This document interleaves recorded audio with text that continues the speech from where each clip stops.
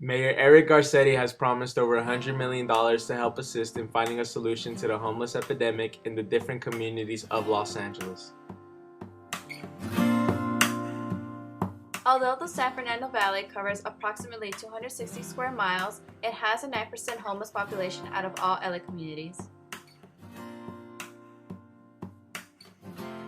It has a tendency to be forgotten when it comes to disbursement of certain public funds and resources compared to the multiple public services offered within the 5 square miles of downtown LA's Skid Row. Recently formed Homelessness and Poverty Committee does not have any council members serving from within the 7 districts of the San Fernando Valley. The Valley's police officers are acting as unofficial social workers. Members of the homeless population have voiced their skepticism about any significant portion of the funds making their way north of the Hollywood Hills.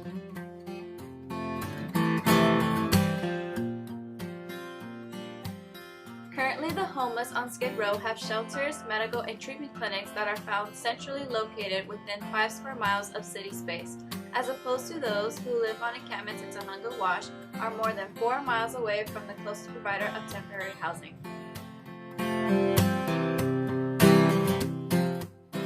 Regardless of the numbers, since homelessness is seen less visible in the San Fernando Valley as opposed to Skid Row, it receives less political attention.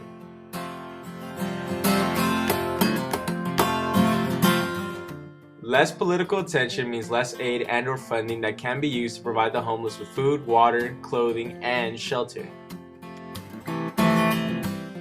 The homeless try to make means of shelter or a home at a spot in a park or in an alley, but are forced to move as an order from officials such as police officers because it could possibly disturb others, as opposed to trying helping these people out by providing homes or means of shelter. Homelessness becomes a problem when there are people who claim that they want to help but don't provide resources, but rather strict orders and find ways to keep pushing them away from society.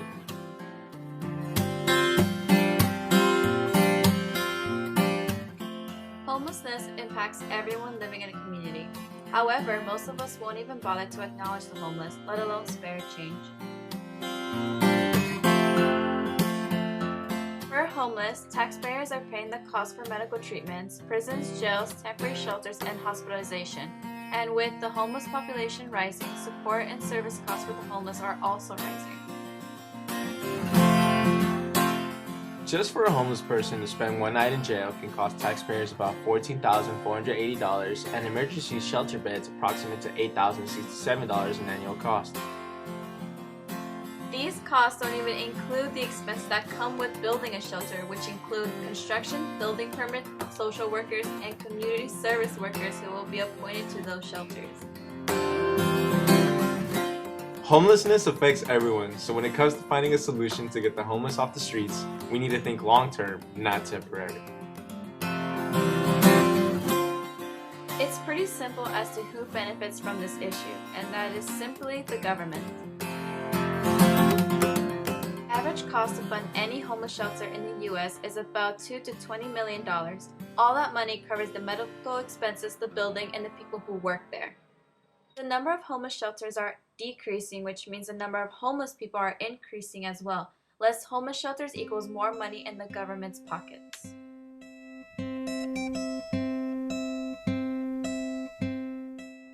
Although the outcome of homelessness breaks down communities, there are groups that help find better solutions to keep the homeless off the streets.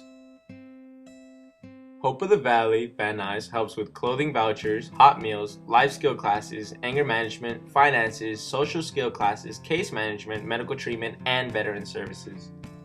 Genesis House in Pacoima is a family shelter for homeless moms and kids, which includes a 3 to 6 month stay.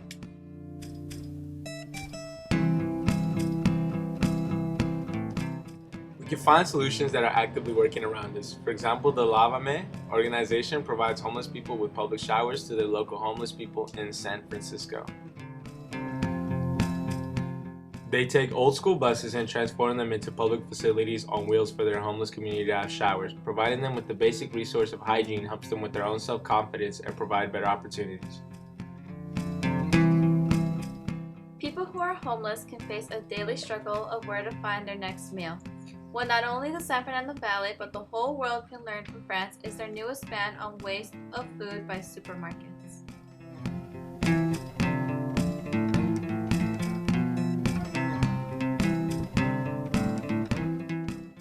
Supermarkets can no longer throw away their soon-to-be expired food that doesn't sell and provide to charities and homeless shelters to give those in need with a real meal. Just a 15% increase can give back to charities and over 10 million meals to give out to the needy.